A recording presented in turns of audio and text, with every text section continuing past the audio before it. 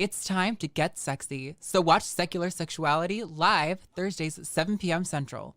Visit tiny.cc/YTSS and call into the show at 512-991-9242 or connect to the show online at tiny.cc/callsex.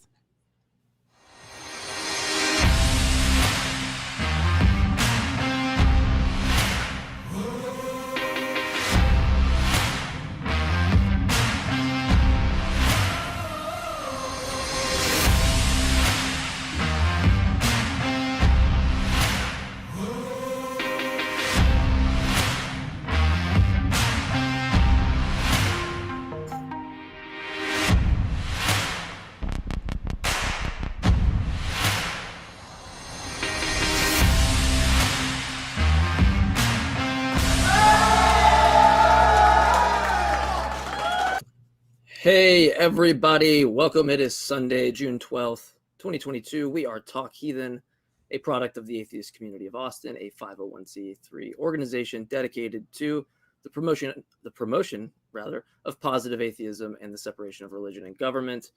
I'm your host today. I'm leaning a little right. Why is that? I need to sit up Whoa, straight. you're leaning right? I'm leaning. Mike? Yeah, Do we gotta take a political compass test to Idiot. see where you're leaning, Jmike? Slow your roll. Okay. Relax. Relax. All right. Okay. You know what I meant. All right. I am here with Subjectively Dawn and not Objectively Dan for that. You gonna do that to me? Yeah. Really? In the live chat, you could put an exclamation point and then Dawn afterwards and address liking Subjectively Dawn or Objectively Dan with exclamation point Dan in the live chat. And I guess maybe one of the mods can tally it.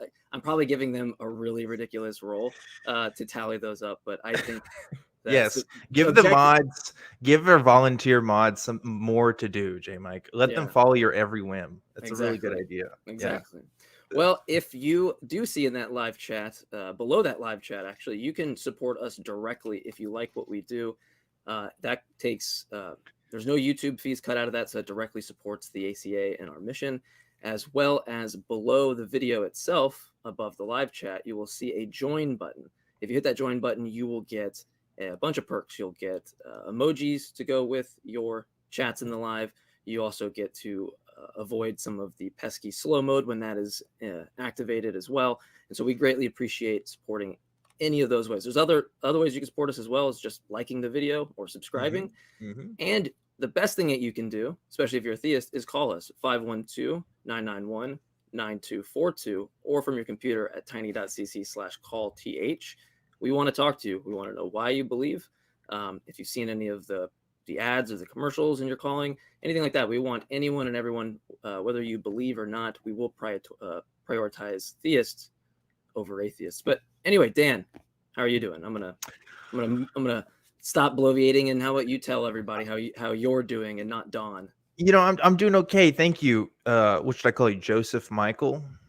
It was Frank? It was Frank 2 weeks ago. So Frank's too well. Yeah. It's reality is whatever I see fit, Jmike, and I think Joseph Michael is what Jmike now stands for. Yeah, so that's what I'm deciding today. I'm doing pretty good. Before we were talking about the Gospels and just how reliable they are, Jmike. They're just very good documents that we should definitely append our entire lives to, right? Like we were both on the same page about that. Yep, I'm working on it. I haven't done so yet, but you know what actually would get me there is a call from somebody to tell me at least what account. Let me. I don't like granting all the toys to play with, but if I could at least grant, say, the birth of Jesus or something like that either Matthew or Luke are right. It's the case that they could both be wrong. One thing we do know is they both can't be right. And if I granted that one of them is reliable, I want to know from the Christian which one they think it is, and not just by theory crafting like we can do with our favorite television shows like Star Trek or whatever. But what we can do is actually provide evidence that supports that hypothesis. And so that's what we want you to call in today about. So if you do think they're reliable and you can give us that account, please do call at 512-991-9242. Do you want to, I don't want to cut you off before you continue your thought, but do you want to move on to calls right after that and see if we have some offering of such an evidence? Yeah, I think so. I just wanted to reflect on this idea that the Gospels, so for those who don't know, there's 4 different Gospels: Matthew, Mark, Luke, and John. And like the idea that I grew up with, Jmike, in the Christian church was that they are written for different audiences, right? So like Mark is supposed to be written for a Roman audience, Matthew is supposed to be written for a Jewish audience, and there are these kinds of ideas that that's why they were written. But that's like a really, I don't know what the function of an idea of that's supposed to be. Like, imagine you had a bit like a biography, Jmike, and there was one version for French people, and there was like another one for like the Canadians, and then another one for like like it's like, obviously, like in that example there's gonna be like language differences, but also imagine if they were all written in the same language too, because all the Gospels are supposed to be in Greek, right?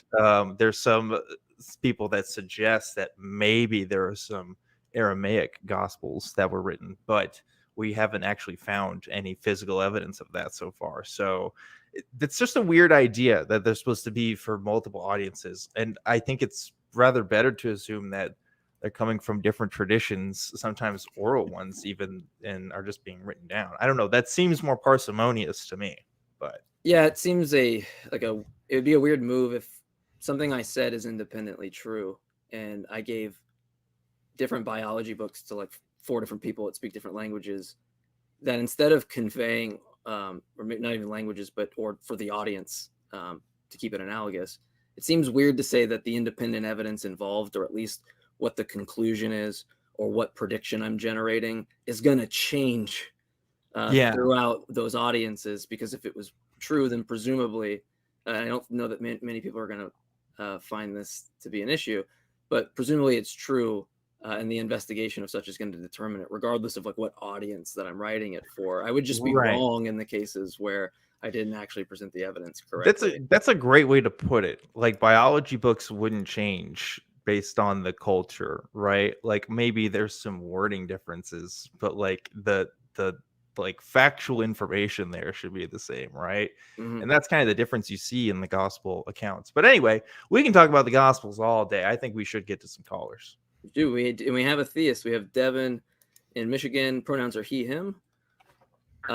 Says that there's proof in his handwork, and if we look around, we'll see the phenomena that suggests a creator. Devan, how you doing?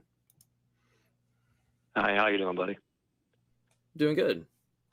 So what? I guess we'll start with, you said there's proof in the handwriting. It says handiwork. Handiwork. So, oh, I'm sorry. I can't. I'll learn how to read eventually. I'm sorry.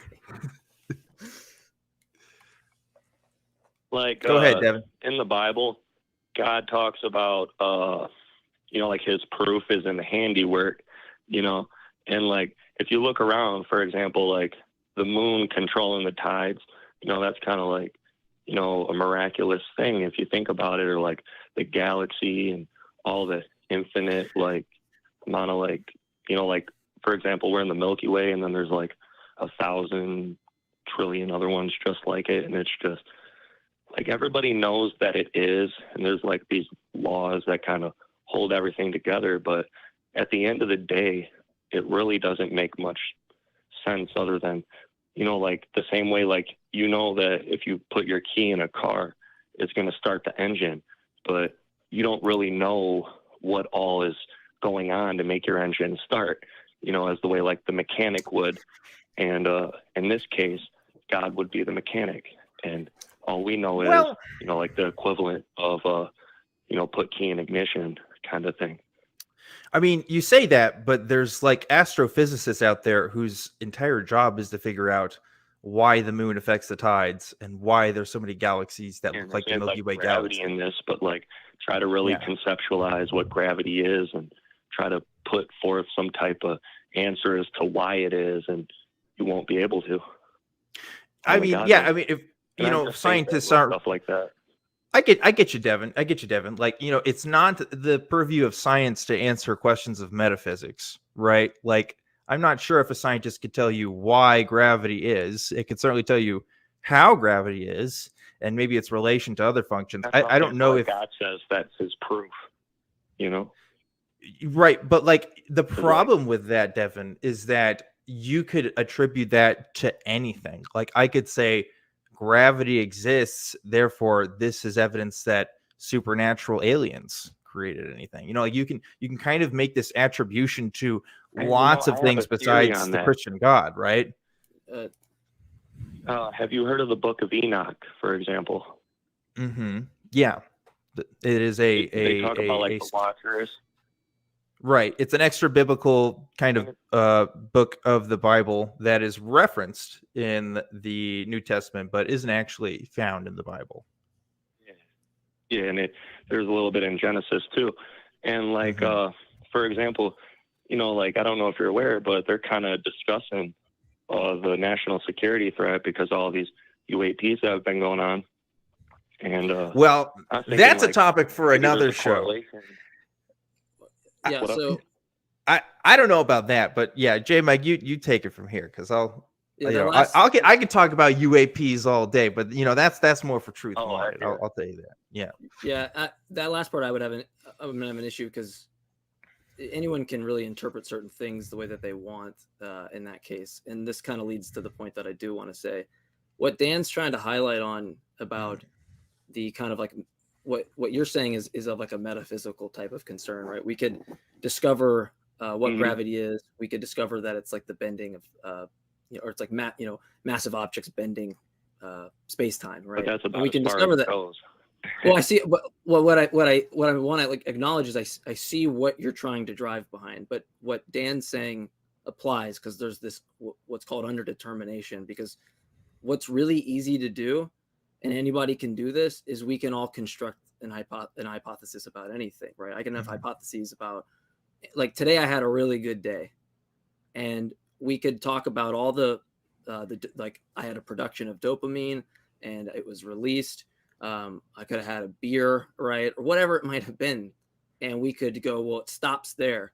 But what I'm going to posit to you as a hypothesis on a metaphysical level is that there's actually good day fairies, and the good day fairy blessed me today, right? But there's two issues with that.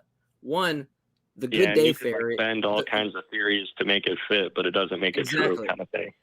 Exactly. I can theory craft really easily and do it that way. And it's just going to be post hoc. I'm just going to be assessing it and trying to fit my data. Now, the way that you should do that is like, actually have them think about a red car. When you go on the road, you're always going to notice a red car, and then you're going to think like, oh, there's a lot of red cars out today, but really you're just thinking about a red car all the time. Yeah, that's related, right? There's going to be this type of bias that you already have. And one way to separate that bias is to have a prediction generated, right? When I have some hypothesis, what's going to really be constitutive of the hypothesis that separates, say me and you have two hypotheses, right, about explaining something. And in one, we can just view them like we're having a race. Well, in this case, what I'm saying when I offer the good day fairy, or you offer this God as the metaphysical thing, what I'm saying is they haven't even gotten off the starting. Like they're not, it's not even that one's ahead of the other. They haven't even took off from the beginning, because what they need in order to do so, to get to the finish line, so that we could actually assess one that actually won or beat out the other one, is going to be some prediction in the future that we can confirm. And not just like the sun's going to come up, but like something that we don't already know. And then now we can just say that hypothesis has way better justification. We're not going to say it's true, but at least there's some grounds. And when I go back to the race analogy, the car moved a little bit. You see what I'm saying? And what Dan's trying to present to you and what I'm trying to present to you is that your theory is so easily underdetermined by things like the good day fairy that you need, and it's not to say it's false, but you need to at least apply something that would separate it from any other hypothesis that I could just like if we were in a criminal case right now and you were trying to convict me of a crime, if you came in there with some shit like that, they'd be like, well, that's all circumstantial or whatever, and then they would throw it out, kind of thing, because there's no fact. I feel that. There's one other thing, though, so my grandma always told me, she said, what came first, the chicken or the egg? You know what I'm saying? Because you can't have one without the other. And that was always a good one. Okay, sorry, Dan, you go ahead. Sorry. Well, I think that's an interesting question. Eggs definitely came before chickens. Like, we can say that as a fact, because creatures that have existed before chickens, there were eggs for, right? But if you're talking about like chickens as they exist now, when they started as eggs, I mean, that gets really complicated as far as evolutionary, branch on that tree goes. Like, I know that's probably not the answer you're expecting, but like these are exactly some of the kinds of questions that people are answering every day through the use of science and through using these, methodologies to kind of figure this stuff out. Like, going back to like what Jmike was saying, right? You could, again, using the car example, you can have a car, but it may not be that Toyota made that car. It could be Nissan. It could be a Ford. It could be, some other kind of attribution to who designed that car. So even if you're saying all of this had to be by a maker, this had to be something that come before, you still can't figure out exactly what we're pointing to. And we would even say, I know Jmike and I would agree that it doesn't have to necessarily be a maker that creates all these things. I mean, like, just the natural processes that we observe can sometimes create emergent phenomenon, can sometimes create things that we see that seem complex and seem to be designed. Well, and by there's a lot design, of things about the human condition we've yet to understand for sure. There's definitely a lot of things we've yet to understand, but there's a lot that we do understand because we've used science to kind of figure out what, like mental illness, for example, like oftentimes was the attribution of demons, was the attribution of malevolent forces. How many times And that's changed science though. They do, but hold on. There's something really that makes me. I'm bothered by that statement, but there's another point I want to make. When people make that statement, and it's something against you, it's just that it's very hypocritical, because if I asked you, you made a mistake. If you had made a mistake, would it be a good thing to learn from your mistakes? Well, or do you want to sit on your hand? He made mistakes. I know everybody tends to think he didn't. Well, hold on. Let me just real quick. Just real quick.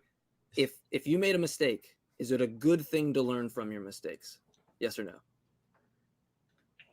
Oh, most definitely. Yeah. There's nothing different about the falsification. There's nothing different about what's baked into the methodology of science with some falsification criterion. What I mean by that is some criterion at which we would expect. This goes kind of back with the hypothesis thing I'm saying. I'm generating a hypothesis, and what falsification is going to do is say, if we see this in the world, my hypothesis, it doesn't work, right? Because we have something that can't be true in virtue of that hypothesis. And guess what happens? We learn from a good wish fairy, or hold on, Devin, whatever. Who knows?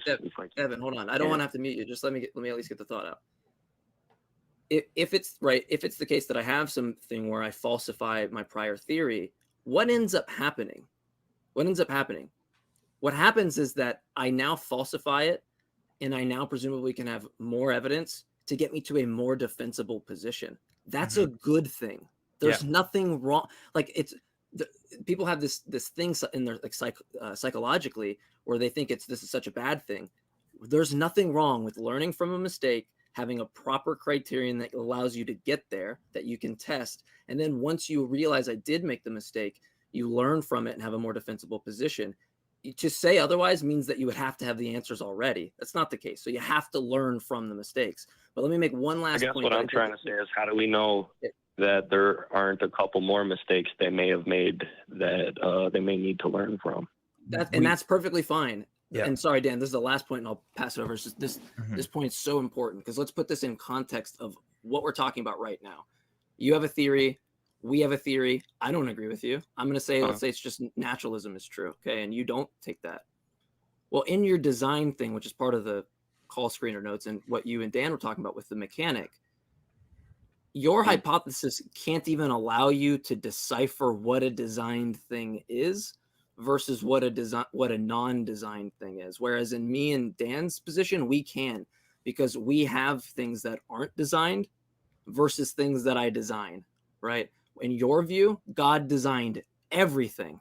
So you could never pick up an item and another item and say, this was designed and this wasn't. You couldn't even have the comparative basis to make the hypothesis relevant. And so that's why I want to make the point that in the actual critical example of what we're discussing, you have a theory and I have a theory, and in real time we can show why your theory doesn't work. It can't get off the ground. So are you trying to say that there isn't no phenomena about the universe that they haven't been able to figure out? Because if that's what you're trying to get across, then I think you're kind of stupid. That's not what I'm saying at all. But Dan, if you want to recapitulate what I'm saying too, because that's nothing of what I said. Yeah, the difference is the method. It all comes down to the method, right? you're Devin, I hear you saying like, well, yeah, maybe we can't. I think you agree with the like point I don't that say maybe things as smart as you guys say it, but I think I'm being pretty clear at the same time. Well, here's why our method for how we come to the conclusions that we do is different from others. Okay, it's observational data. When you have a theory, an idea, let's say the creation story that comes from the Bible, that is posited by a single person or a group of people that wrote down in a book that this is what's happened.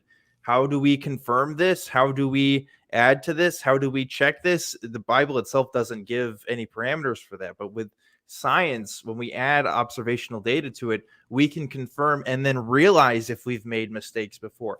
The entire reason why and why I know that science has been wrong before is because we have made more observations to confirm the ideas that we've previously had. We've gone from a flat earth model to a sphere earth model to an oblate spheroid. Is the sphere earth model still wrong? Sure, but it's still a little bit more correct than the flat earth model. And slowly but surely, we do get to these ideas that are more based in reality. At least we hope so. At least our observations continue to demonstrate it to be so. So there is a difference here. They're not all created equal. Definitely came a long way, and it's very useful.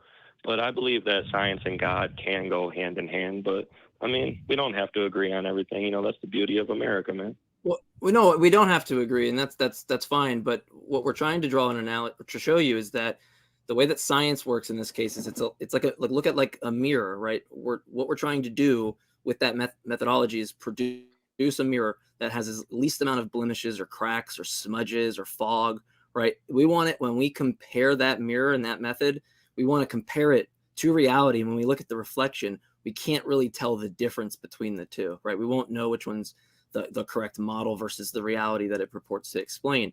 Now, what's the case that me and Dan are going to concede to is that there are going to be cracks in there. There's going to be some smudges, but we have to make some effort. Now, here's an issue, and this is where I think this is like the pot calling the kettle black, right? Because in the case where we're talking about a methodology, and maybe you offer for a different one, because maybe you're saying science and God can go together. So I don't think I'm straw manning your point. I think you are saying they go together. So I can make this point. I think perfect. So what's going on is that we have a hypothesis we don't agree with, right? I'm going to say it's just all natural, and you don't agree. Okay. Now I have things where I could falsify some position of my belief. Maybe it's a different method of some type of metaphysical concerns I have as well. And maybe you could adopt that as well. But here's the difference. When you make a prediction about like God designing things, you can't even really, I don't know how you falsify your position, because everything that you pick up in the world is designed by God. So if you ever tried to make some argument like there's this designer, which is part of the screen notes, and what you had said to Dan earlier, it seems that you can't even get off the ground, right? Because how would you ever know what a non-designed thing looked like? CO2. Right? You couldn't. And then releases oxygen. I think but God created that. That's the point. God created that. Yeah, you know what I'm saying? Like things like that, I believe, just like crazy shit like that. Okay. Yeah. So Devin, what I hear is something that I used to believe when I was a Christian, which is something called the non-overlapping magisteria. Okay. I didn't know that's what it was called at the time, or at least that's what it's been termed. But it's this idea that science and religion essentially can coexist in some form or another. In other words, science has one domain that it covers, religion has one domain that it covers, and they can kind of exist, contemporaneously. I don't hold this view anymore. And the reason why I don't hold this view is for very specific reasons. But one of them being, at least in terms of Christianity and what Christianity describes, there are unique, specific predictions and unique, specific observations about the world that Christianity claims to be true that just overwhelmingly flies in the face of science, that does not work in any compatible function with how we know science today. Now, you could make the case and say, well, science just hasn't caught up to it yet. Science hasn't figured it out yet. And that's fine. But that doesn't mean that we can believe every single religious claim that comes into our minds, because a lot of people around the world have believed in a ton of different things. Christianity is not unique in the idea that a God has created something, or even a single unified God has made the world and does specific things in the world. You know, we have to have more than just say, well, I think that this exists because this book says so, or because this church says so. Like we have to look at where these ideas are coming from. When we use science, we're going to look at data. We're going to look at our observations, and we're going to come up with the best, things possible from that. But we can't always do that with religion. Oftentimes, the original source material that we have for these claims are scant, or they are unreliable in some way. And as of yet, in terms of the Christian Bible, in any of its iterations, I have yet to see the unique claims that it has made about the world and how it exists and how it has come to be proven true by science in any particular fashion, if we're taking a strictly literalist point of view, right? And they do make a lot of wild claims in the Bible. I don't really focus on everything, but I overheard you guys talking about Matthew and stuff, for example. I think that's one of the books of the Bible that's very useful. You know what I mean? Even not even from a religious, I'm going to heaven standpoint, but just it makes people think, about accountability. For example, we live in a society where it's very money oriented. Yeah. So much so that people are, in a sense, losing their souls to it. Jmike and I aren't really as interested in the sort of, I don't know, utility, moral benefits that can come from Matthew. First of all, I can tell you tons of books that can do a better job than the book of Matthew if you want to learn about books that can teach people about moral accountability. But that point aside, the book of Matthew, along with the other gospels, make very particular claims about the world and the universe, specifically about the life of Jesus, that we have to be suspect to. We can talk about the virgin birth. We can talk about Jesus rising from the dead. I mean, that's the stuff that people really go to those books for, or at least that's a big reason why. I understand that there's some sort of wisdom benefits too, but that's where we take issue. Yeah, because Devin, it's going to be strange that you think this best explains. Sometimes I have a hard time swallowing that myself, because that is kind of a hard pill to swallow. But I get it. But why do you believe it, Devin? Yeah, it's precisely creation and all that. So my bad. If it's hard for you to swallow, why do you believe it?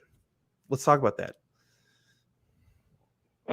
Just moments in my life, man, where I just feel like it had to have been God. For example, I was homeless for a while, and I was only 20 years old, man, and just out there on my own. It was tough, and I almost gave up, man. I mean, I almost lost my mind. And then in the midst of all of it, I picked up this Bible out of my bag. I had this little duffel bag. I had nothing but my clothes and Bible. And I picked it up, and I just started reading it. And, okay. Stuff like that. I actually had a similar experience. I was homeless around the exact same time, and reading philosophy and just any fiction or anything like Holes. Let's say it was Holes. I don't know, whatever book it could be. It could be any book, right? That got me to where I'm at. I never accepted Jesus. So does that mean Jesus doesn't exist? I mean, we would have to agree that both those inferences don't work for the same reason, right? They're not connected in any way. I mean, because what you're doing is appealing to your emotion. And if I did the same thing and said, I read a bunch of Greek philosophy. Christianity isn't some one-size-fits-all shoe you can just slip on. I get you. I'm just saying that this thing happened, but you already believed it to be true, and then you're retro kind of fitting that. And that's a natural thing that people do. But that goes back to the whole good date. My reality to kind of thing. What you're saying. Well, let me just ask, because this is important, something that pertains to the topic before we move on. Right. So and you mentioned Matthew. Matthew gives an account of Jesus's birth, and it's going to take place around 4 to 6 BC, I believe 6 BC. And the reason we know that is because in Matthew 2:1 or 2:2, it says that it was during the reign of Herod the Great. Right. So now we can actually confer to the historical data and see when that would have been. Can't be later than 6 BC. Now, if we go to Luke 2:1, we see that it was during the census of Quirinius. That's going to happen in 4 to 6 AD. So both of those, point being is Jesus' birth has to take place in either one of the accounts or neither of them. Which one do you think it is, and why is it more reliable? And it's not just like a random point that I want to get you on. It's that when you're thinking all these things in the world are fitting with your construction, I'm just curious on how reliable you think your source even is. You know, all right, so not to seem like I'm going off topic, but like, for example, you know, Matthew, Mark. But you Luke, can John, go off Mary, topic, like, Devin. like, Devin, hold on. You can go off topic, but Devin, I don't have a problem with you going off topic to make a side point to it, but it is somewhat disrespectful if someone asks you a direct question, which account do you think it is? And then you don't at least just start out like, is it Matthew or is it Luke, or you do not know? It's okay to answer that you don't know too. I just want to know which one you think it is, and then presumably what the evidence would be why you take that one. Did you hear what I said, or were you still? I think that when people tell stories and it goes from like person to person, details slightly change. I think that, you know, that's why they had us play that game in school, telephone. So I think that, you know, just based on like person to person encounter and it traveling from so far, people, you know, just switched around the story because that's human nature. So if Devin, if we know this to be true about the Bible, if we know this to be true about the books of the Bible, and that there's a little bit of telephone going on, right? And that the story may not be what was originally told, why should we put any trust? Why should we put any trust in the events being told? Man, we all got to die someday. And I mean, don't you want to at least have something to kind of look forward to? You know, I thought that way for a while. In fact, another philosopher thought this way too. His name was Pascal, and Pascal had this thing called Pascal's wager. And his wager was, well, it's better to believe in so that you can at least have, you know, the pretense of an afterlife than to not believe at all, because then you don't have the benefits of that, right? But there's a problem with that. And that is, again, Christianity isn't unique in describing its afterlife. We could conceivably have a religion that also says, if you believe in Christianity, you're going to hell in my religion. You know, there's lots of different. What if God exposed himself to people in a way that made sense to them, right? So, like, you know, for example, like, he's not going to have an Arabic guy go talk to some Jews because they were killing each other at the time, and then vice versa. So, like, what if he all just, you know, it sounds like if it was raining outside and I just said, well, what if the snot-nosed kid went around with the super soaker and sprayed the whole neighborhood down, right? It just sounds like you're reaching so hard. Yeah. But no, like, I don't know why anybody would believe, like, sure, that could have happened. He could have done that. But what's the evidence that was the case? That's the point. What's the evidence for it? Right. No, I'm definitely reaching for sure. I mean, it could definitely be multiple things, but I don't think it's too. I mean, I think it's plausible. You know, I guess is what I'm saying. It's definitely a stretch, but plausible. Okay. Well, I think we need to move on to some of the callers, Jmike. I don't know. I think we've been on this one for a while, but one thing I would ask Devin,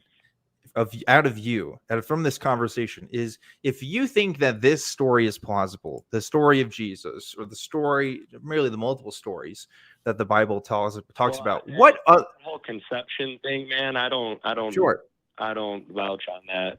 Okay. Well, what I want to know is what other stories. This is my takeaway for you. I want you to figure out what other stories can we consider to be plausible. For example, does the story of Joseph Smith and the golden tablets, is that plausible? There's a story of Muhammad seeing the angel Gabriel. Is that plausible? What did you say that was?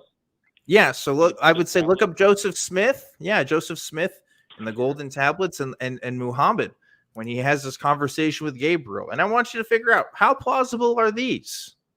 And maybe figure out, is one more plausible than the other, right?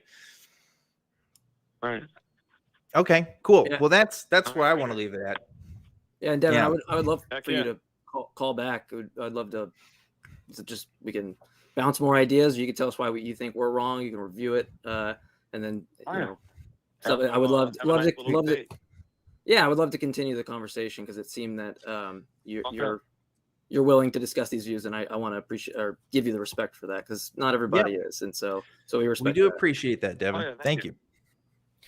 All right, have a good day, Devin. Next Sunday. That'd be great. Thank you. All right. This is what I like about Devin, Jmike, is Devin from our perspective, Devin might be a bit frustrating to talk to because he likes to jump around, likes to go on different little rabbit trails. We could all spend time talking about all day, but of course we only have so much time when we talk to each caller. So we try to nail down the subject matter at hand. But Devin is at least open-minded to hearing other people's point of view. I mean, he seemed to call in today. He seemed to genuinely want to have a conversation with us, even if it was hard for him to follow specifically what we're saying. Because I know, for example, when you're talking about Quirinius and you're talking about specific dates, it may be the first time he's heard a lot of that stuff, and maybe he has to really kind of look that up to really see what you're talking about. I think I probably would too. The best part is it's in both the best part about that, it's in both the verses. So like the Bible is explicit about it, and that's something that people should go look at because it's not merely like, hey, I conferred with this thing, and it's kind of like it's very explicit on the dates. Yeah, and it's a question that theists should ask how to reconcile without saying Jesus was died and then was born again in Luke's account or something. Yeah, the one thing I really want to drive home that I enjoyed about this conversation is Devin is the exact kind of Christian that I was when I was a Christian, in that the literal facts of the Bible actually did not matter to me as much as my personal experiences. So when we asked Devin, like, why believe in this stuff? He said, well, you have to have faith. And he cited his experience, his homelessness experience, and how the Bible and presumably the Christian community got him out from that place. And like, that's what Christianity is to a lot of people. It is not the acceptance of a particular set of propositions as to be true or false. This is my personal experience. This is the feelings that I got from this, and this is why I believe. And I think it's important to highlight that because unless we have these kinds of conversations, that's not what's going through people's brains when they're thinking about Christianity. They're thinking about how they felt in particular moments in their life, right? Yeah, which is an extremely easy part to forget. Probably even for someone like yourself, once you were removed from it for so far, you might even be like, wait, hold on. This is not how I would have digested things. I don't even conceptualize it that way anymore, right? In my head, I'm thinking about, oh, yes, well, we can look at these books and we can look at these dates. We can look at the events described in these particular verses. But like, that's not what I was thinking of when I was a Christian. I was thinking about, wow, I want to do good work for the Lord, and this book is inspiring me to do it and inspiring other people around me to do it. That was really the baseline for me, for better or worse. And hopefully we do continue that call with Devin in the future. And if you want to continue the conversation with us, I'm not sure if Dan, if you're going on the after show or if that's the case, but in any after show and any event for any show, you could actually go to Patreon at tiny.cc/Patreon TH. It seems like there's not going to be a show today, but usually we do have an AMA after each show, and you can participate there at tiny.cc/Patreon TH. It's a fan run. Patreon, Discord. I'm conflating. Yeah, I was wondering there where you were talking about. Yeah, so Discord, you can do the fan run Discord at tiny.cc/ACD Discord. So not only will I learn how to read, I'll learn how to think too properly. So that's two things that I'm working on today. So we'll get there. Not the Good Day Fairy, apparently. All right. So you can join there. Also, audio podcast at tiny.cc/AEN podcasts if you want to take us on the go with you. And if you did miss us on the go or on the screen, well, then here's a clip of what you've missed.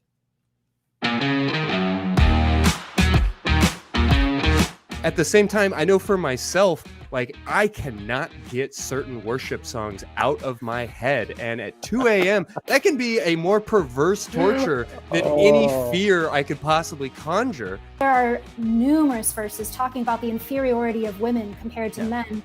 There's a verse right now I'm looking at. The men are worth 50 shekels of silver, while women are worth only 30. We equally need to look at the way the Bible is interpreted and practiced.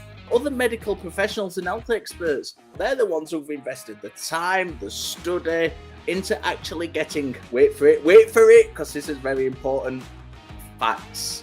And I know that's a dirty word to some people. I don't think you can word. say that on YouTube. You can go to any local community college, spend a couple bucks, you can take a course on linguistics and learn about how languages have developed. And it has nothing to do with the Tower of Babel, which is it's a fairy tale, my friend. Okay, thank you guys for your time. You have a very blessed, let me see, I'm sorry, I gotta watch my language. You can just say good. Have a good day. Don't trigger me, Jeffrey. I'll go off the rails. I'll get real emotional. Have a penis, John. I win. Goodbye. Well, how weak and vapid of an argument do you have to just scream "I win" and hang up? That's kind of rough, yo. That's incredibly reductionist, and it's like saying that a woman is just a thing that can have babies. It's really anti-feminist and pretty gross.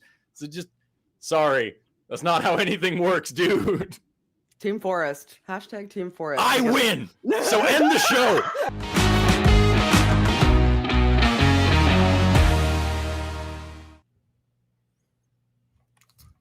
And it's funny because I give Dan a lot of the one time we did the show together, and I was like, he's gonna say "truth wanted" every time, but no, here I go calling Patreon and Discord the same thing. So let me reiterate that point. If you want to support us on Patreon, not fan run, which I said, fan run Discord. If you want to support us on Patreon, tiny.cc/Patreon, and if you want to go to the fan run Discord, not to be confused with the Patreon. You can go to tiny.cc/ACD Discord, as well as our fan-run Facebook group at tiny.cc/FBTHG. So no confusion there, right? No confusion. Now you should have no confusion for this next bit, and that is that, and no one should at all, that the nonprofits will be airing at 3 p.m. Central after Talk Heathen every Sunday after our show. And after the AMA on the Discord, if it is happening. So... all right, well, let's we have some callers on the line, so let's Who do you want to talk to next? Joseph Michaels. Well, we have a couple theists. Yeah, let's talk to some more theists. Yeah, sure. So we'll go to Zach in New York, who believes in God and free will. Pronouns are he, him, believes in God and free will, and those things are related. How you doing, Zach? I'm doing good. How you guys doing? Doing good. Doing all right. What's up? Good. Cool. Yeah. So I guess, I kind of left it vague from what I mentioned I wanted to talk about, but I think, and interestingly enough, just to give a brief backstory, I used to be a huge follower of Sam Harris. Probably you guys are familiar with his work, right? Mm-hmm. Yeah. So he talks about free will and all that kind of stuff. But I would say more recently, I've kind of, realized that I think a lot of the theological debate hinges on the question of a metaphysical concept like free will, as an example. I mean, there are other ones like numbers, etc. But I guess what I want to talk about is that I think from an atheistic standpoint that it's very difficult to conclude any form of truth being having any legitimate grounding without a faith-based claim. So, of course, the question is faith in what, right? But I think there's certain theological distinctions, let's say within Christianity, specifically like Orthodox Christianity, which I think accounts for those distinctions that would make the concept of truth possible. So while I think you mentioned before that a lot of Christians usually use like more personal stories that come to their conclusions, but I would say I'm the exact opposite. Like I grew up very secular. To be honest, I used to make fun of religious people. I thought it was silly, but I think I've come to realize that there are a lot of equally as many problems, if actually not more problems, in the atheistic perspective and worldview than even in any theological worldview. So I just want to know what your opinions are on that, and then obviously, yeah. Zach, I agree with you that there are Christian attempts at making truth grounded in something better than what an atheist can do, right? I agree that there are attempts in making that possible all the way. I mean, you can talk about Augustine, you can talk about Aquinas. I mean, there's a lot of these Christian philosophers that have really tried to ground the work in, who were inspired by Greek philosophy, to be fair, in making this sort of these truth claims about the world work in relation to the existence of God. I am personally not convinced that gap has been bridged. And for the same reason why you might have critique of postmodern ideas of why we can't have truth, because all of our groundings fail in some way or another. The problem with an idea like truth is, of course, it's been defined in multiple different ways, and there's completely different methodologies on how to attain it. And everything from the Gettier problem onwards, you're going to find issues in having just the very groundwork and basis of how to have, justified true belief, as one person has called it. But I mean, there's no real way around it. I think anybody who's ever attempted this, be it Christian, be it atheist, be it Hindu, whatever, have trying to figure out what is this objective idea of truth that we can all agree on, that we can all agree on the method to. I don't think anybody's ever been able to do it. Now, that doesn't mean that we can't do it, or that we. On that. You agree or disagree? Sorry, I couldn't hear you. I totally do agree that every faith has made attempts to, and none have done it in a conclusive fashion that everybody will agree to. I completely agree. But I mean, I would say, just, I guess, to push back a little bit. First off, I think the birth of the Christian influence that came from some influence of like Hellenistic philosophy doesn't mean that it's like synonymous or that it's congruent with it. Like, if, for example, in Orthodox faith, Manathos or a lot of the Greek thinkers that are now Orthodox, specifically, they were birthed out of the Hellenistic Greek philosophy. It's still in Greece, and they believe there are distinctions which really sever the two worldviews, like whether it be presuppositions, which one would reject. So I'm just let me be clear. I don't when I reference the Hellenistic origins of a lot of Christian philosophy, that's not my attempt to invalidate it, but just show that there is origins. Like I'm thinking specifically how, like, there's a lot of Neoplatonism in Christianity that, I mean, literally comes from Plato, right? Like, that's how that, that kind of thing. There's a large. Sorry, I didn't mean to cut you off. But I got you, Zach. There definitely is a large. What's that? Well, let's pin it down here. What convinced you that Christianity has it right, or the Christian methodology of discovering truth is better than or is more successful in that project than any other endeavor? Because I am curious about that. Yeah, so that's kind of all I was going to add. So yes, go ahead. That'd be great. Okay. Yep. So I would say that given depending on how you want to describe it, but given metaphysical assumptions of an atheistic worldview, basically that, or a materialistic worldview, I know those are not synonymous. You can be an atheist and be an idealist or other forms. There are certain gaps and limitations on what you can prove and know as fact or truth. So I think that what Christianity does is it actually makes, as we already established, a leap of faith, which means belief without material evidence, which I would concede that. There's no way to prove this that we all can agree, because it is based on faith. That it would make the whole worldview is based off of a leap of faith in a belief that God, a form of God that was, in this case, inspired and instantiated in human form in Jesus Christ, in this case, redeems our soul and all the metaphysical presuppositions that are included in that worldview through the form of your own free will. So that the entire faith hinges on the fact, like, let's say, what if evil exists? All these questions that exist both in theistic and atheistic philosophy, there's different answers to it. But in theism, these questions are answered because humans have free will. So I don't, to go back to the other point, I don't believe that everyone will agree on these things. Actually, in Christian theology, it's very, very clear that most people won't agree. The world will hate you for your beliefs. Like, that's a big part of why, how Jesus was sacrificed. I mean, there's a lot of cultural anthropology to show that it's not like the whole world's going to agree to these things. I think it's a misnomer to believe that everyone will agree to, quote unquote, a truth, which under an atheistic framework has no grounding. And to your question, why do I believe that, Christianity solves these problems? Because it posits a faith-based, faith-based claim of something like free will and other ideals which we can get to, which can account for free will and action and thereby truth by logical, syllogism by definition. So many things to break down there. I want to respond, but Jmike's just itching. He's itching. He wants to go. I have a lot. There's a lot because trying to think how I parsed it out, because my first disagreement was, or at least wanting more of a clarification on what you mean by faith, because that's going to matter a lot. But because the way I'm looking at faith is, I hold the belief in some proposition. I believe the proposition is true, and I'm really confident that it's true. Justification be damned. It doesn't require justification. I just need absolute confidence that the proposition is true. Would you agree with that? Yeah. Okay. Vaguely, I think that's over defining it. I think it's just belief without material evidence. I think He's talking about Soren Kierkegaard, Jmike. He's talking about, just the Christian existential, just believe it because you can.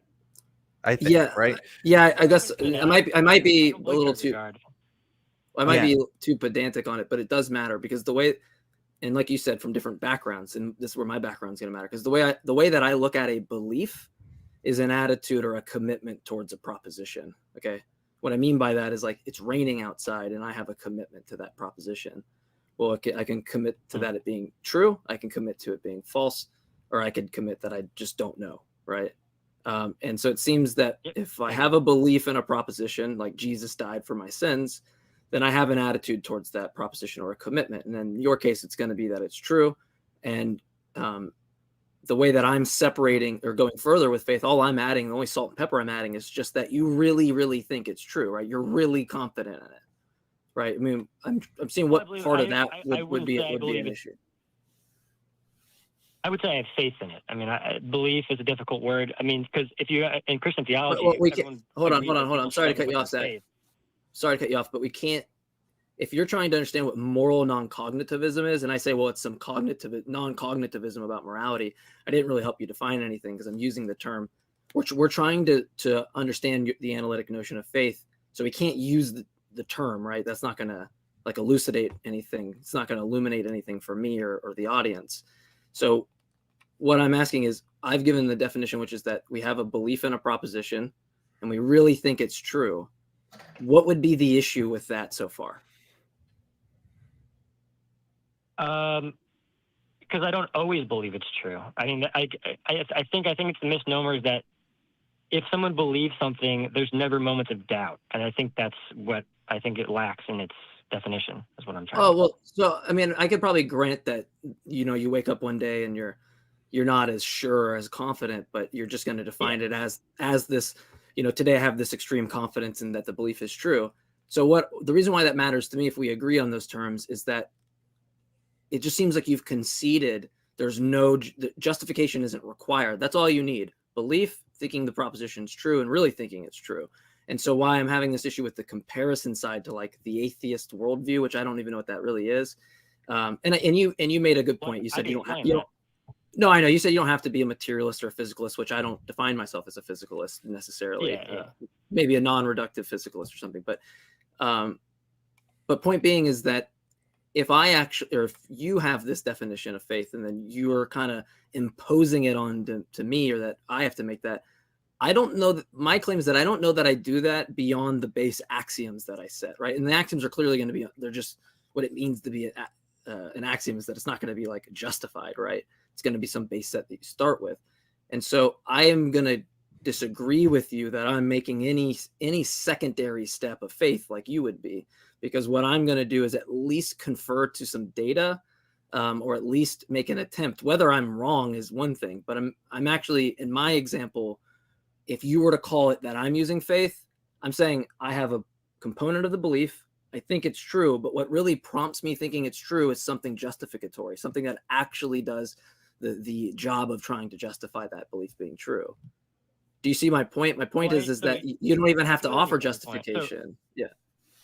Yeah, no. So I mean, I think to elaborate on that is I think you're using the word justification as to be tantamount to like material evidence. In this case, that's what you said, because you justify it through actuality, through data. A priori deductive argument would be fine. Okay, so then let's use an a priori deductive argument. So if I were to say this, if I were to say that if there's no free will, or there's a few ways to kind of go down this thinking, but let's say that if there's no metaphysical aspect of the human nature, and that people are simply byproducts of the. So you're saying, hello? So no, I was listening to you. Yeah? Sorry. Yeah, I'm here. Oh, sorry. You're here? Sorry. I think it cut out for a second.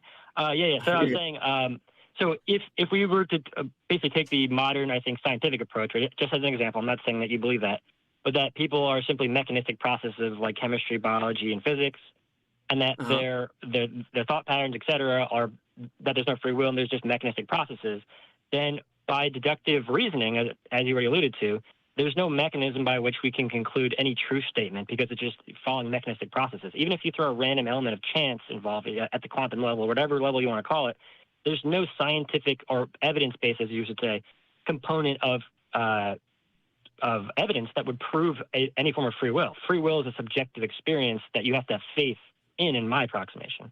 So I'm saying, as you alluded to, if you want to use a deductive argument, that could be, I think, a very strong one to prove that you would need to make a faith-based claim of free will to conclude any form of truth. I think it's not going to be strong because I can be an atheist, and this isn't necessarily my view, but what I could tell you is that I account for free will, and what it is that what it means for an agent to have free will is that they have intentional states, and what it means to have intentional states means necessarily that I can be in accord with getting ice cream, or I can go to the ice cream store and fail, and they're gonna bake in. I have friends that are atheists, and they're going to say that the whole concept of agency is going to be laden with the ability to choose. Otherwise, like it would be vacuous to say that there's agency because you couldn't be in or out of accord with something. You're just like a causal disposition. You're just like a law that's just going. There are people that do hold that view. Now, I don't agree with your assessment in the argument. I'd have to see it in the premises to see where I think it goes wrong. Necessarily, but also it doesn't exclude somebody else in some view that does account for agency, because what you're saying is that free will, like what your statement seems to be, is a biconditional statement, which is that free will can exist if and only if the Christian God exists, or this God you believe in exists. No, that's not actually what I'm saying. I'm saying that based on the logical syllogism, it's likely, and I have faith in the Christian God without evidence, because I can't have evidence. But I have faith in it because it seems to account for problems which are unsolvable in any other context that I know of. I'm not saying that others' faiths can't account for this. I'm saying, given my limited perspective and my own rational thinking process and what I know, because I'm not God, I'm subjective, right? I'm limited in my place and time, what I know, etc. I have faith in it, and I can't prove this to you in a way that we both can agree because it is based on faith. I can see that, and if that's you would agree that the agent's attitude towards the proposition has nothing to do whether or not the proposition is true. So, for example, if it's raining outside and I came to a free choice that it was raining outside, it just doesn't matter. If I was determined to come to the answer that it's raining outside, the state of affairs is that it's raining outside. So I don't really like if you want to I'm not claiming that. Appeal to like the fact that someone wouldn't be able to, that's understandable in a sense that like you would point out like, hey, you can't really make these, but that just kind of not really begs the question, but it seems to like tell the determinist what they are already granting by being a determinist, right? They're already saying that, yeah, I mean, I am literally just going through these motions, and that's fine. But regardless, Jesus didn't resurrect regardless of whether or not I was a determined meat machine. That would just, I don't really see the force there, but I do want to let Dan get back on too. So. Go ahead, Zach. You finish your thought. Of course. Okay, yeah, of course. And I don't mean to be combative. Like I get where you guys are coming from. And to be honest, I mean, you maybe can tell where as I mentioned, like I used to be a huge proponent of secular thinking and all that. So I get the angle. But what I'm kind of just trying to hammer home is there is no evidence of free will. There's no evidence that you and I can agree to. Like, by the same token, you said, like, how can we come to a conclusion that we agree to this and we have evidence that's irrefutable? There is no, if you look in science, for example, the scientific evidence shows that there's no, I'm not saying it's conclusive, but the evidence points towards the idea that there isn't free will because there's no physical process which accounts for will acting that's not caused by a causal physical process, right? So my point is there is no evidence of free will. So do we reject things that we don't have physical evidence for in this case? I would say that would, it's an Ouroboros. Really, right? No, but it seems easier than that. It just seems easier than that, right? I can choose to end the call or not. I'm not saying I'm going to do that. I can choose to end the call or choose not to end the call. And when I do choose to end the call, we can ask the question, what explains why Jmike decided to choose A over B, which is to end the call, right? And when we answer in your brain, but you didn't. Well, no, it's not even that. I'm not saying, I'm not even going there. All I'm saying is that we will appeal to what, is there an explanation or is there not an explanation? If you say, yes, there's an explanation, right? Then, okay, then what does it mean for there to be an explanation? It means that there's a prior trail of things that explain some phenomena, right? And you can just ask like a child, like, why did that happen? Why did this happen? And what we'll see in virtue of explanations is that there are external trails that prompt those things, right? So it's going to be really hard to fit the free will in there. And then in the other case where you just say it's random, nothing explains why Jmike actually made that decision. Well, then we just have randomness. I don't really know where you fit free will in there either. So you don't need, like, from my perspective, you don't need some argument about like material stuff. You can just propose the issue in virtue of what, if you say that there's an explanation for why I chose this, how do you divorce that from a whole trail of explanations? How do you use volition somewhere sneak in to this entire trail of explanations when what it means to be an explanation is to be backed up by some other antecedent prior thing that gives way to that thing, especially if you're someone that believes in the PSR, right? Like the principle of sufficient reason, especially if you believe in something like that. But sorry, I'm talking over Dan. I need to mute my mic. Yeah, go ahead, No Zach. problem. I mean, I'm talking a lot too. If you want to say something too, you can say. I mean, I've been talking as well. So, or should I jump in? Well, I'm thinking a lot about this because, I'm going back to Kierkegaard, Zach. I was a huge fan of Kierkegaard. I mean, when I was deconstructing my faith as a Christian, he was my number one Christian philosopher. I love Kierkegaard. He has these incredibly dense works that are like 400 pages long with ridiculous titles. It's insane. This guy was crazy, but he was awesome. He just wrote these crazy long things. And I think if more Christians read Kierkegaard, they'd be more interesting people. I don't know. I just think that's true. But like this concept of we're kind of talking about two different things here almost, with this free will and the existence of God and the belief in Christianity. Almost three things there, I guess. But it's like I see how you're synthetically kind of putting these two things together, but I'm more interested, I guess, in this idea that material we have to believe, or we choose to believe. If you believe in the free will, we choose to believe despite that of material evidence. That, I mean, that's a fascinating proposition because that's exactly what I thought in the same sort of sense. It's almost wondrous in a way. There's this kind of phenomenology to it that kind of like enjoys the human experience over all else. It's to say that it's our personal connection with God that's most meaningful in a sense. Like that it very much appeals to me in what I would call in a secular sense a spiritual way.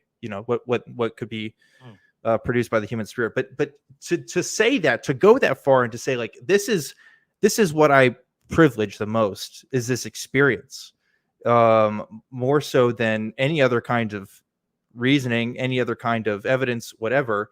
I mean, in some ways it completely ignores the exact claims that Christianity does in fact make, which I do believe are material in nature. I don't actually. Just to clarify, I think at your point, I think you think it's kind of off on a separate trail from the central claims. I think the depth to like a Christian philosophy has many layers of depth. And I think interacting at which layer is kind of depends on which part of the journey you're on. So if someone's struggling with certain theological assumptions, starting with the resurrection isn't the proper place to start. So I would say that I don't negate those other things. Just that this is where I think we have a disagreement. I think, of course, there's disagreement there, but it is much more talking past each other than on this point. I think we can kind of iron out some more theological specific arguments. And just to go back as well, again, another point is I don't just view this as pivotal on free will. I think that's the most critical one. But I would say that it works with other objects like numbers or metaphysical ideals. I mean, I think that there are plenty of other ways to explain what I'm trying to say, but I just think it's the most tangible. And I think it's central to the theistic framework, especially the Christian framework, is that free will is the central claim, like the God of free will. This is what it's essential to the history and the faith. Is what I'm I do think it's a critical point of contention within the Christian philosophical tradition, right? This discussion of free will and the discussion of these, philosophical objects, as you put it. But like, I do think it does distract from the fact, because you actually explicitly said the resurrection is not, what's being talked about here. And I think that's incredible that you say that, because how different that is from the Christian tradition that I grew up in almost every way, right? It's like, I'm not a Protestant or a Catholic. I would say that. Sure. I assume you grew up in the Protestant faith, I would assume. Sure. But I did. But if we didn't have that Jesus story, if the gospel stories or any of the New Testament wasn't even there, we wouldn't even be having this discussion right now. You know what I'm saying? It's like we could still have these talks about philosophy and right. what God, what a Zach, what a concept of God could be, what he allows for this world, what exists in possible worlds, what could exist as free will and stuff. That could all, this whole conversation could happen whether or not Christianity exists or not, whether it's true or not. And that's what's really fascinating to me. And that's why I don't think it actually contributes to Christianity at all in that sense. It seems like, sorry, yeah. Dan. I was saying, it seems like you could ask somebody, or Zach, whenever you became a believer, if we had you today talk to Zach then, and then you gave him this thing, would the former Zach who believed in Christ or whatever it is you believe in, like, would he not look at you like, that has nothing to do with why I accepted, right, that Jesus exists or died on the cross? So at Dan's point, all these points could be made if you had just bought into some other religion, and they could be true. You could have some a priori deductive argument to show, whatever you want there. But I don't really see like how it references to what you actually believe, or if it. And I could be wrong, but I'm not really convinced that you came to the belief in these things for this reason. It sounds like to me like theory crafting after the fact, right? That's just what it sounds like to me. Well, I mean, I could be wrong. That? I mean, I'm giving you logical. I just don't understand why you make that assumption. So, I mean, I can give you the reason as to why. You can. How about? Well, you can tell me. You can tell me if. Sure, but you can tell me if I'm wrong. Did these arguments convince you that Jesus died on the cross? Yes, by logical extrapolation. Yes. Someone. Does Okay, let me with definitive proof. No, but I already conceded that in the beginning of the. Someone came up to you and someone came up to you and they had this proposition that you were inquiring about, that you hadn't determined your attitude or commitment yet, which is that it's true or false. And then this person came up to you, or a group of people, or a book, or whatever you read, presents this argument, and then you conclude that Jesus rose, or did you conclude that prior? That's the question. No, the honest answer, it took many years of thinking and understanding that there has to be certain presuppositions that you follow through their logical conclusion. And that, yes, I understand that it seems under a modern secular framework very unlikely that a man could rise from the dead, which defeats all forms of material and scientific knowledge. So I understand that's completely against our general sense of the world. But if you're asking, I'm not disputing that, Zach. Zach, I'm not disputing that. I'm disputing. Then what's the question? Maybe I'm not gathering exactly what your question. Before you accepted the proposition to be true that Jesus rose from the dead, before that happened, right? Okay. Did someone come up to you, give that argument, and then you accepted Jesus, or did you accept Jesus and then the argument was presented to you? The honest answer, I would like to say I accepted Jesus. I think that's a Christian thing to do. But my honest answer is I'm a logical thinker in my approximation. The honest answer is I heard the arguments, realized that I had no account for my own basis of truth or free will or numbers or any form of knowing. And then I had to really do some years of introspection to really realize through logical insight that, and not just logic, I think that logic is fair. A useful tool, but it's not everything. So it took me. So the answer is I accept the logical argument, even though I would say from the right Christian answer would be to accept Jesus first, but I didn't. So I mean that's okay. That's fine. That's fine. And I'm gonna have to take your word for it. I'm not gonna say you're false, or that it's not true or something. But very honest here as much as I can. I think it seems. That's fair. I'm not gonna contest that, but. It's not like I was presented an a priori deductive argument where the conclusion is that Jesus rose from the dead, which is what I'm interested in. I'm not interested in give you that, but it would take a longer time than we'd have here to get to that point. I can give you one that's more framed in terms of what constitutes truth. And if that would do, then we can take.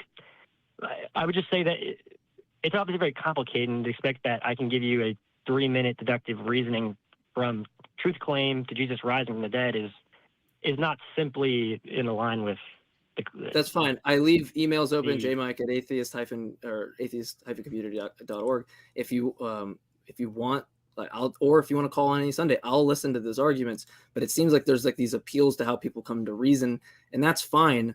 But what I'm really concerned with was your reasoning on how you got there. You've thrown out that nope, it wasn't like I. One thing, it's why it's frustrating, is that you said it was on faith, but that's just a contradiction to what you're saying now. Because what you're saying now is not. Why? it's not, because now you're saying that there's an a priori deductive argument which serves as justification. And prior, I went with this whole thing about faith that you agreed with me. It doesn't require the justification. So it just seems a little weird that we're like. Faith does. No. So faith, when you say justification, what do you mean by justification? Because I think we have different definitions of justification.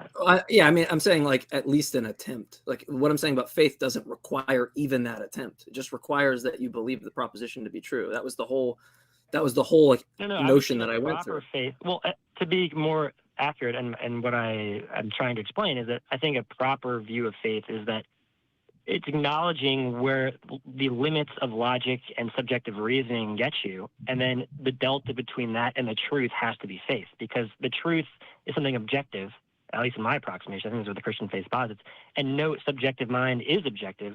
So the delta or the change or the difference between the subjective mind's reasoning capacity and the truth has to be faith. And I would just say that where you place the faith is important, and I would say placing it in a framework like Christianity gives a more cohesive worldview than placing it in subjective frameworks that don't purport these claims of free will, et cetera. So I think that holistically, it's just taking a step back and realizing and reframing what humans are, what free will is, what truth is, in light of the real context of what we can actually know.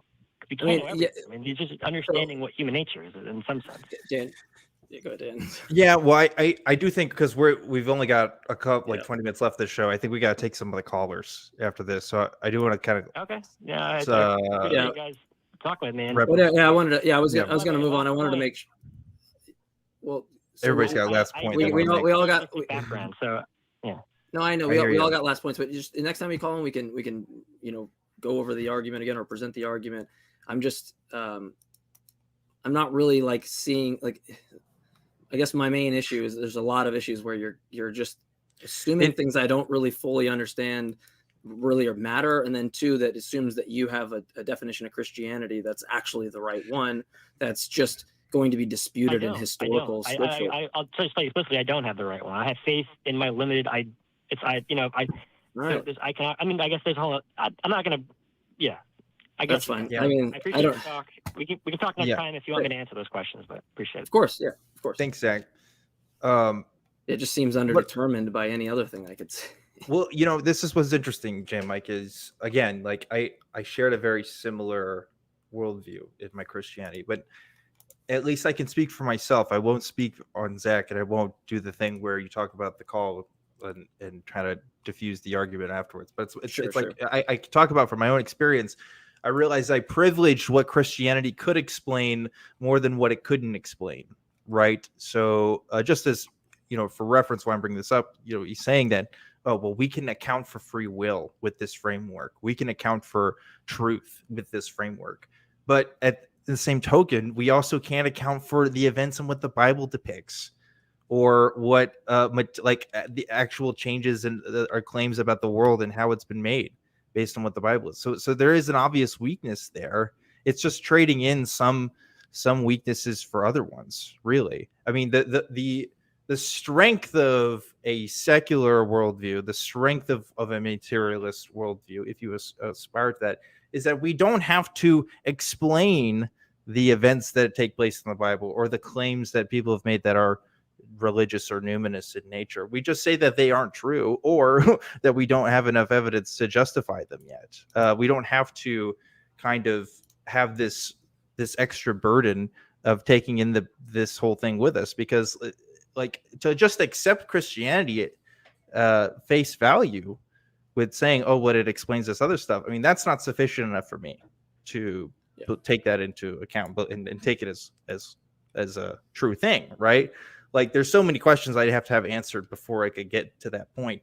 But we all have issues with our methodologies and how we come to truth. Like we were talking about this a little bit before the show, even you and me, Jmike. It's like that we can always figure out better ways of doing it, but I don't think we have to make appeals to leaps of faith in quite that same way. Like, yeah, we do make leaps for stuff, but it's not based on nothing usually. It is based on, like, I do have quote unquote faith that the sun is going to rise tomorrow, but that's based on observational evidence. That's not based on just a hunch. That's based on stuff that we can look at previously and predict for the future, right? So I don't know. There's a lot to break down in the conversation. Yeah. And that's my exact distinction is Yeah. something like the sun there. I'm actually attempting a data set at which to have a justification for what I'm saying with faith is you don't need that. And then so it just seems strange to apply an argument which doesn't require it. You just need faith, right? That's where the conversation stops. Yeah. And when you say faith, you're done. You can't bring me down with you and say that that's what I use. No, I'm sorry. If you're saying that the best explanation is the kid with the super soaker, I'm sorry. I'm not taking it on faith that it rained. I have a prior data set, and I have no data set of kids running around with super soaker spraying every inch of the neighborhood down until it's all wet and looks like that. In other words, I can't privilege the Christian tradition over any other tradition in that respect, right? Again, I have something to confer to. We can have, again, the entire philosophical debate without having Christianity have anything to do with it, really. And you can still, that's, Anyway, let's get some. We got shout out some patrons. Oh, okay, cool. Shout out every week. We shout out the top 5 patrons of the week, and you can support us at tiny.cc/patreon.th. Our top 5 for the week. I would say do a drum roll, but that'd probably be really annoying for everybody else. So don't do the drum roll. It is 1 Eric Tweet, Dingleberry Jackson, everybody, Balaam's Donkey, Ayame, Dan Conger. I think I said it wrong the last time, so apologies to Mr. Conger or Dan or whatever. If it was Cougar that I said last week, I don't remember what I said 2 weeks ago. So apologies to Dan Conger for the assumptions. Any honor, and then an honorable mention is going to be Casey Kickendall. So hopefully to the number 6 and number 5. I got that down, and you won't come at me with a pitchfork. I'm not, like we've established on this show, reading, thinking. We're working on it. We're getting there. Okay? We're getting there, Jay. We're getting one there. lesson at a time. We're going to go over vowels today. Yep. After this, it's going to be a big day for you, bud. Yep. Can't wait. I'm just going to cite, I've been learning a new language, and so I forgot English. That's right. That's what I'll say. The language of bullshit. Yeah, exactly. So we're going to go to Here to Serve. Pronouns are he, him in New York, and they're a theist. They want to say that you were never a Christian, which would be a fair statement to me. So I assume. Yeah, I'm assuming they're talking about me. You. Yeah. What's up, Caller? You're live. Thank you. I wanted to dispel this notion that there's such things as former Christians, because I believe that's an oxymoron. And it's quite interesting the way I've seen you guys use the word faith. Are you appealing to the parameters outlined in Scripture to determine what the word faith means? Because when I go to Hebrews 11:1, it says, faith is the evidence of things not seen. And the evidence, let me repeat one more time, evidence of things not seen. And 1 Peter 3:15 says that we are to give a reason for the faith that we have. So I heard you guys speak and use the word faith multiple times. Even the last guy that was speaking to you guys, he's not a Christian, he's a philosopher. Why are you using the word faith as in it doesn't imply evidence?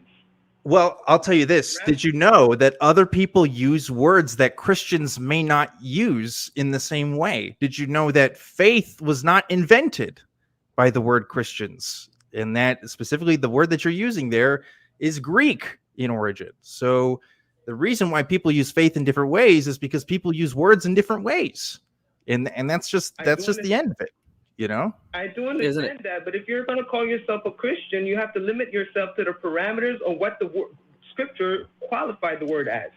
Well, Jmike and ObjectivelyDan, neither of us are Christians, so we're not limited to any parameters. Honestly, we don't have to limit ourselves. You guys said former. That's what I'm here to contend. Yes. Former Christian. I'm not here to argue that you were Christians or are Christians today. That's not what I said in the beginning. I said former Christian. Why are you saying former Christian when you don't even know what a Christian is? That's the point. Well, I was a former Christian, and yes, I am aware of the verse in Hebrews that describes what faith is. And when I was a Christian, I used faith in that context. And now I sometimes use it in that context if I'm talking.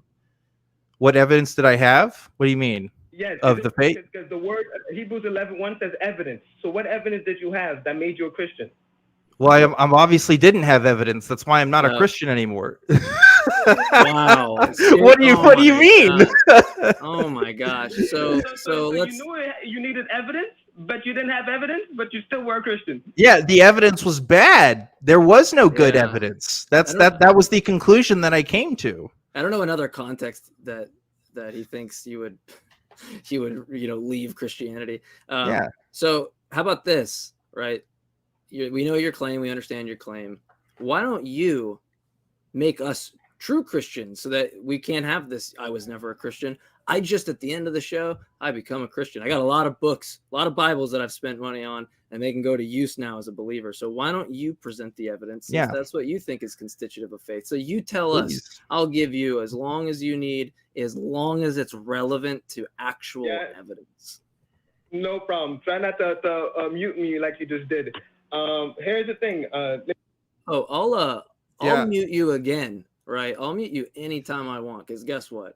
It's our show. We can mute you. You don't tell me what to do. You start your show. You can mute me on your show. That's how it works. Okay. So again, you go on with the evidence. If you trail off or you don't give something that's even close to evidence, I'm going to mute you. If you go to a 7-day week cycle and don't realize that the inference rule doesn't follow, I'm going to cut you off. So go ahead. Evidence. I'm going to give you evidence, and let's see if you are able to control yourself and not panic. If I said I had control, here's the proof that I'm sovereign over every single person. I'm going to come with an exclusive proposition. I myself will come with a proposition. Which an argument will all be submitted to. Hold on. An argument is not evidence. You have evidence or you don't have evidence. If you're going to make an argument using logical propositions, that's separate from evidence. So if you're going to tell us, yes, we have an argument as to why we think you should believe, that's fine. But don't preface that with saying that your argument is evidence. It's not the same thing. Yeah, you have to at least use the evidence in the argument, right? Right. I'm sorry. I'm sorry. Are you suggesting arguments cannot lead to evidence? No, he's asking you for the content within. Look, you can give an argument. You need to give the content within it. Right? Yes. No. Evidence. I'm giving the content of my argument, but are you suggesting arguments don't not lead? No, arguments don't lead to evidence. I don't think so. I don't think that's how it works. Evidence leads to arguments. It's the other way around. So arguments do not lead to evidence. So no. How can I even discuss what a person that doesn't have his head on his shoulders? Arguments do not lead to evidence? Arguments don't lead to evidence. Evidence leads to arguments. Why would you argue evidence into existence? Evidence leads to arguments. Evidence leads to... Yes, evidence leads to arguments. That's what I said. That's what he said. First. So you're saying it's not the reverse. So when people go to court and they argue a point, isn't that... Look. Guess what? No. They're using evidence to make their arguments. Yes. Lawyers do not come up with arguments first and say, okay, I got my argument. Let's look at the evidence now. That's not how that process works. Oh my God. You guys, it's best. Look, it seems that you're in agreement. You're trying just agree. Yeah, just agree with Dan here, since it seems that you are in that agreement, unless you think the other way works. Wait, and just move on. Is there not an argument for gravity? There's evidence for gravity. What's the evidence for gravity? What's the evidence for that? Here it is. You should look at. You got it for you on camera. Yeah, you should look at the novel. What's the evidence? Yeah. You should look at the novel predictions that were produced. Right. They exist, right? I mean, everybody knows the person, right? You can just look up Einstein. You can look up relativity, right? There's a lot of things you can do. Yeah. And the evidence, right, makes an argument for gravity. So. Yeah. Okay, so thank you again. So let me ask you again a simple question. When it comes to gravity, isn't that an argument? When you say the theory of relativity, is that not an argument, a proposition, and then we're testing it, and that by that we say it's evident? No. True? No, you're getting it confused. We don't pull the propositions out of our butts. We come up with the propositions because we look at the evidence first, right? It's the evidence that leads us to the conclusion. The conclusion, it being, giving us our belief in that sense.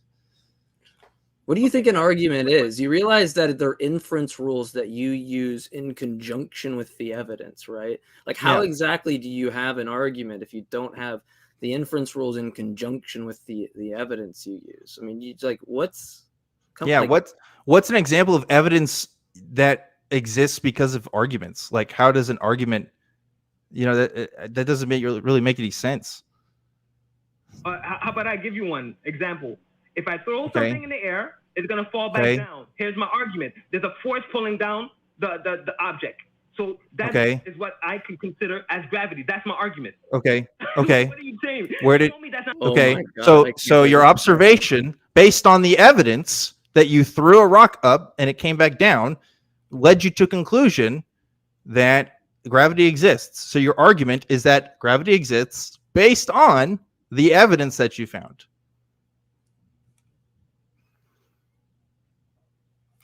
Right? Hello?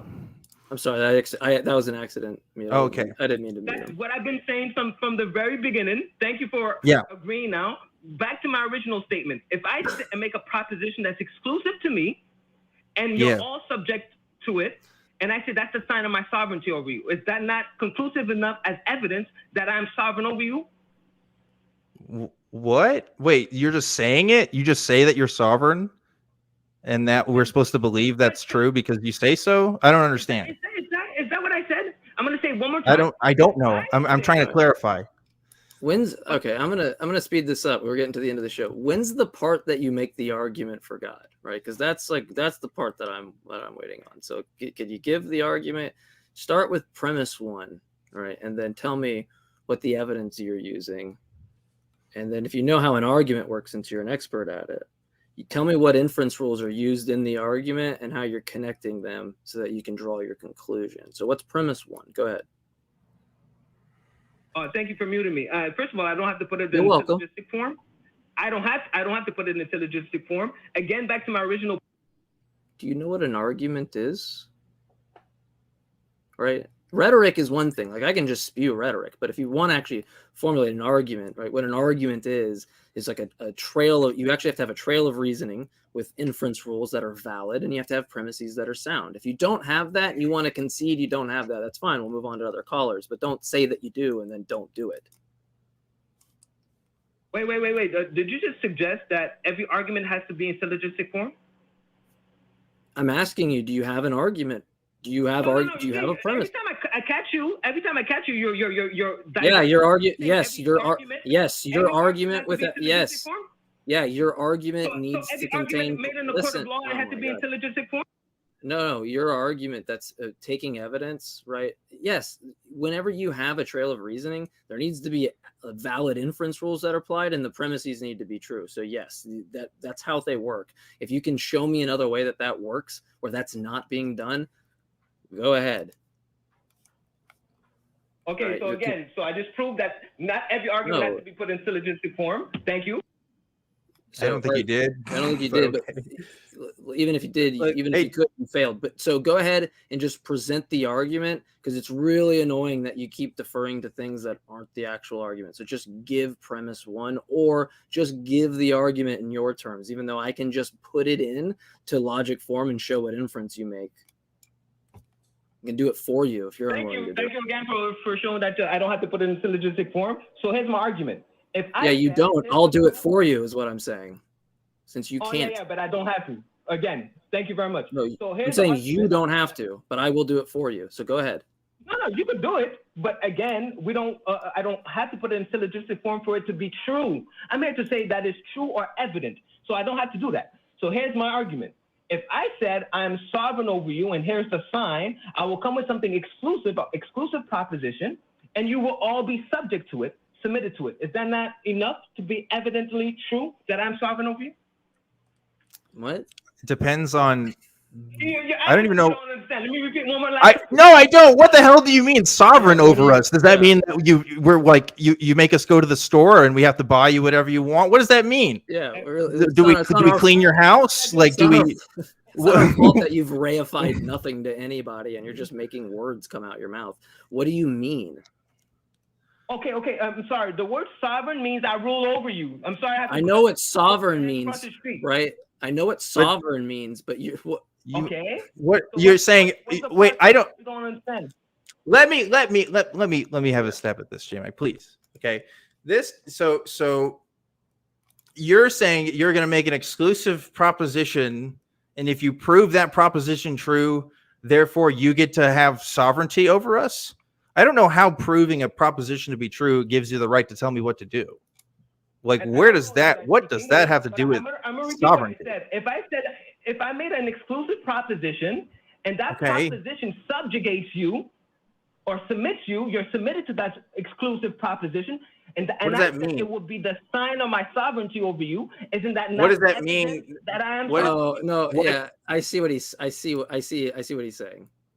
What is he saying, Jmike? Explain it to me. Really, really, really bad.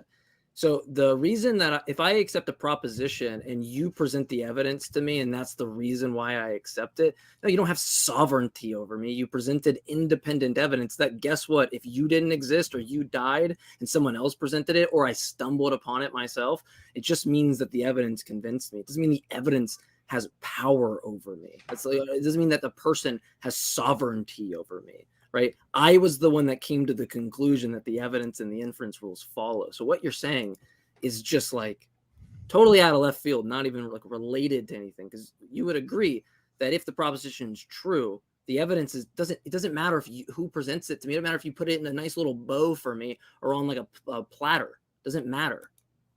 It doesn't give sovereignty. It's such an incoherent point. Wow. I said if I came with an exclusive proposition that you're all subjugated to, as I said, this will be the sign of my sovereignty. Exclusive proposition. That exclusive means is only me. Okay, buddy. What does it mean? You will be subject to it. Isn't that not proof that I am sovereign over you? What does it mean that I no? Hang on. What does it mean that I have to? Inference is so bad. Sorry. What does it mean that I have to be subjugated to a? Oh my God. Oh my God. What does it mean that I have to be subjugated to a proposition? This is what I am confused on. What does that mean? I don't think it's worth the time. But what does that mean? I'm subjugated to a proposition. It goes back to my friggin' 7-day cycle argument. You're subject to it because he's predicted it. That's my point. You're subject to it. It's exclusive to the. What does that mean? You're subject to it as a sign. What does that mean? Don't you keep a 7-day cycle, you friggin' moron, nincompoop? Don't you keep a 7-day cycle? So because you're not gonna call someone a moron on the show. It's your one warning, and in fact, I shouldn't even have to give you that. You should just know not to do that. Because I keep a 7-day cycle, that means I'm subject to it. But that doesn't mean that like it has rulership over me. I said it. He predicted it, and it's exclusive to him. Stop diverting and stop. Okay. I'm awesome. We're gonna remove him, but I'm actually gonna address what he's saying because by parity of reasoning, he's subject to any science. So all scientific discoveries, I don't know if you know this, they're not making metaphysical claims, right? So if by parity of reasoning, by your reasoning, that it's the case that these novel predictions don't bake in these metaphysical things like you're doing with the 7-day week cycle and it proving Jesus and all this stuff. If that's the case, wait a second, that means that science is sovereign over you and materialism is sovereign over you because it had an exclusive proposition you didn't know about and it convinced you of it. Unless you want to make the extra assumption, which is that God was responsible. And if you want to do that, then you have to demonstrate that proposition because that's how propositions work, right? But you don't get that. So call back when you don't have a weak argument like your weak arguments in the past, or call back when you actually have evidence or you know how evidence works in an argument, and we'll deal with it accordingly. But those inference rules don't work. They're really, really sloppy. Go back to the drawing board. I was very caught up on the subjugated to a proposition. Personally, I'm a dom, so I don't really get I don't do much of the sub stuff.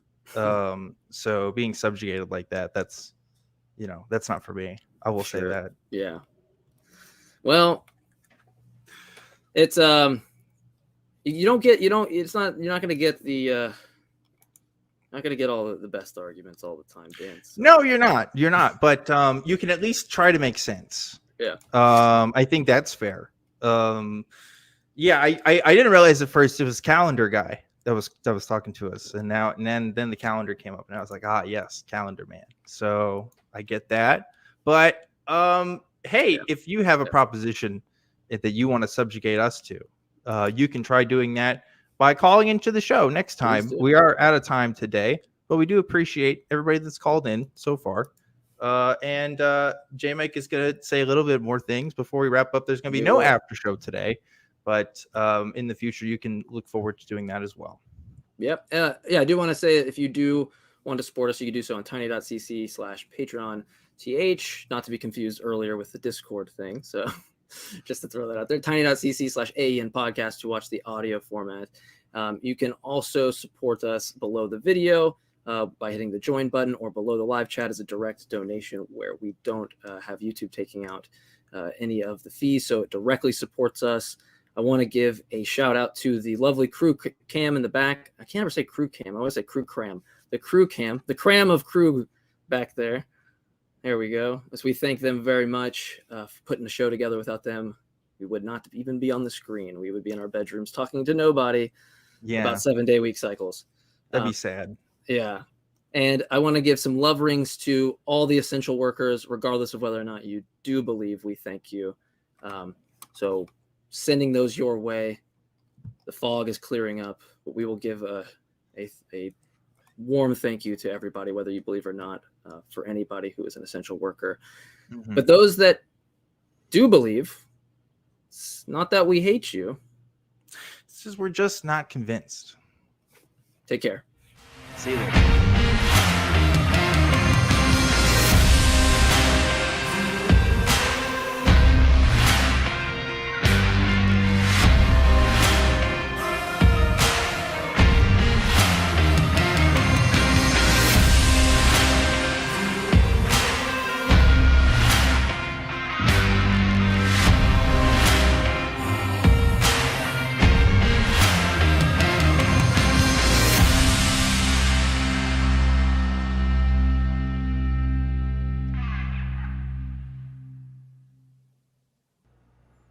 We want the truth, so watch Truth Wanted live Friday at 7 p.m. Central. Visit tiny.cc/YTTW and call into the show at 512-991-9242 or connect to the show online at tiny.cc/calltw.